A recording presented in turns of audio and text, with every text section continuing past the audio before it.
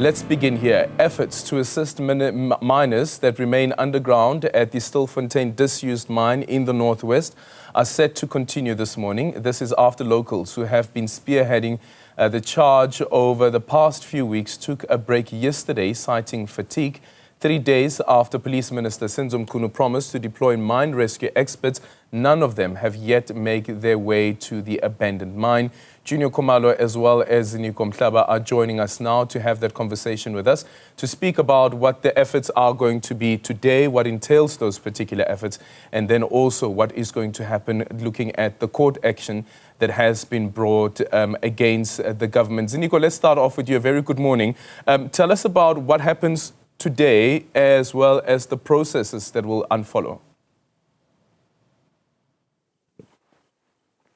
Good morning, Aldrin. Well, we are expecting the rescue efforts to resume today. Remember, over the past 2 days, there were some, very delayed operations due. Actually, since Friday, since the minister was here, we understand that, the first half of Friday was disturbed by the arrival of the police minister here at the shaft. And of course, over the weekend, the processes were also unfolding very slowly with, some of the process being halted yesterday with some of the rescuers asking or we're citing issues of exhaustion. However, we'll also be exploring from where we are with my colleague Thabo the dangers of some of these mine shafts. We, were taken to some yesterday by the former miners themselves. So today and the rest of this morning, we'll be exploring some of the shafts, some of the stories and tragic stories which have happened over the years when these mining operations were still operating legally. So we know now that they've been exploited by illegal miners. So we'll be speaking to some people with institutional memory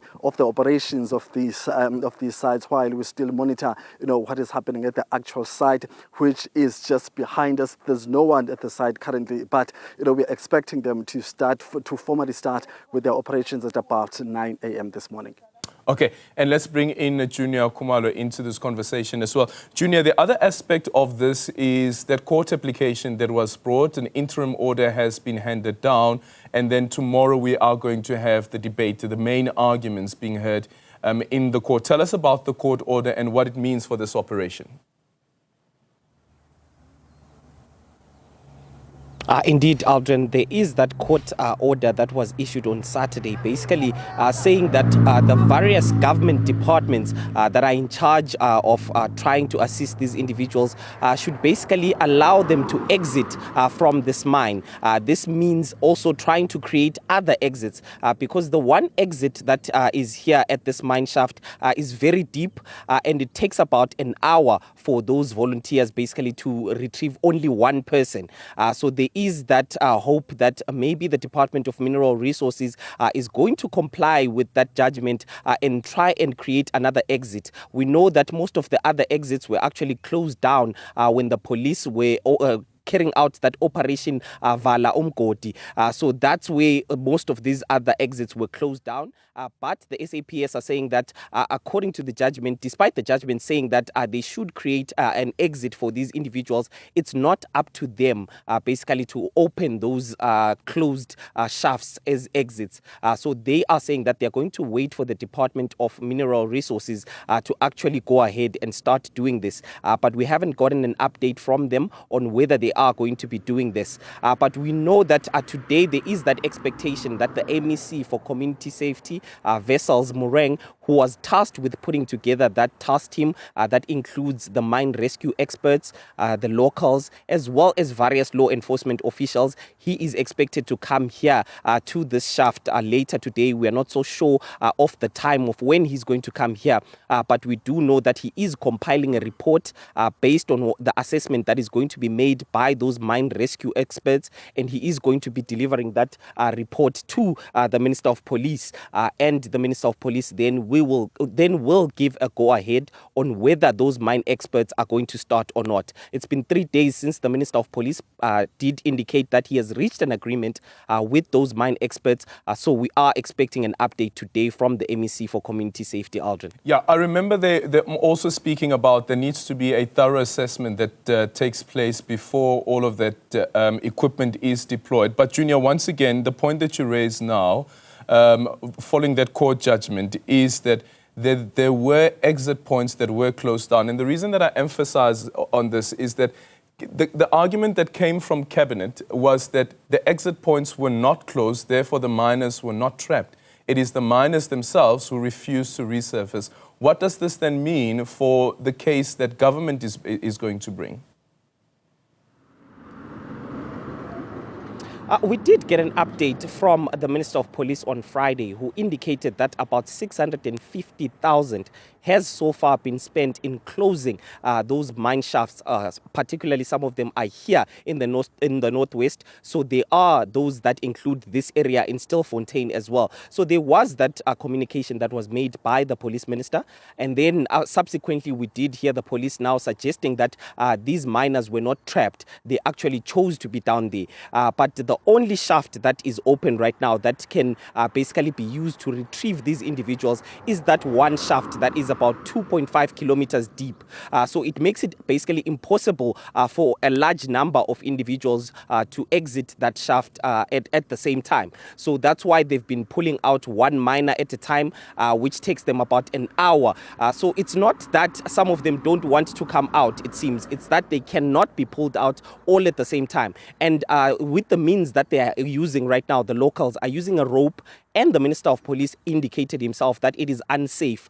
We also understand that the last time before yesterday that these individuals received food was actually on Tuesday, and this seems like it was not enough. So there is also that concern that some of these individuals are too weak to use this means of being retrieved that they have been using, of putting a rope down, them holding onto this rope. So those are some of the concerns that have been raised by some of the miners who've come out of that hole, and some of those that have been assisting them, Aldrin. Yeah, it's going to be very interesting to see how this is going to unfold as well, considering that you're going to have the community members as well that are assisting. But what we've seen as well, Junior, is that some of those community members, not necessarily experts to the level of the type of experts that the police minister is speaking about, from the mining site at least, but these are people who are actually knowledgeable around how to retrieve individuals from down the belly of the earth. And I wonder what role they would be playing now, considering that there will be these so-called experts from the mining side who will be part of this operation.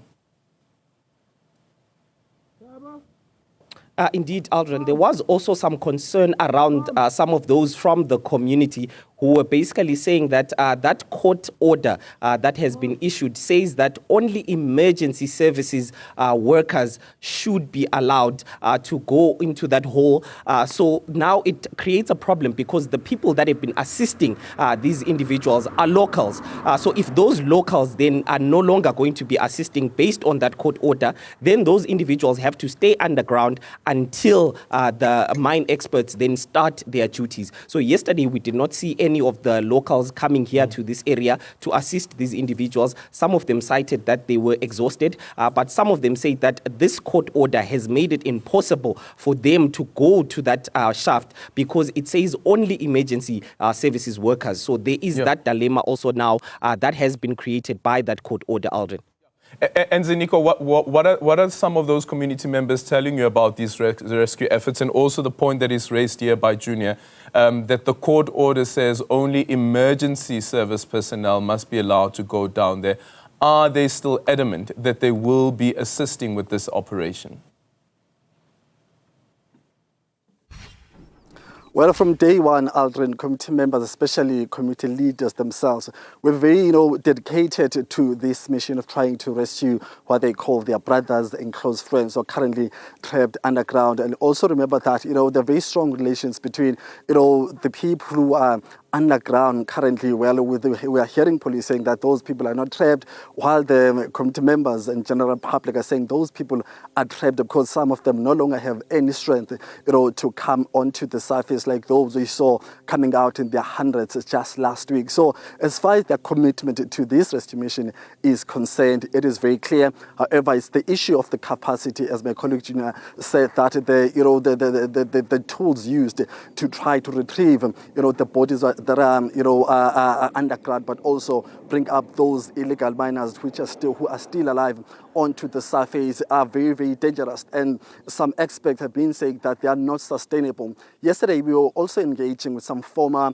miners who used to work at this shaft, for some time back in the 60s, 70s, 90s, and the early 2000s. They also cited, some dangers which might be posed by the ropes which are currently being used. Some of them saying that, these mines were dangerous using, world-class machinery when they were still operating. So you can only imagine, the greater dangers that these rescuers are currently, using in terms of the tools. So those are some of the issues. Well, I think it's also important to cite that committee members are very, very, dedicated to this mission, even though there were some concerns with the minister also stating that whatever, committee members have committed to do, they must also take cognizance that there's a time frame in which these operations must take place, but also, the dangers and the risks themselves, those who are volunteering, the risk the rescuers are exposing themselves to as they try to embark on this mission. So we'll see how this week unfolds as far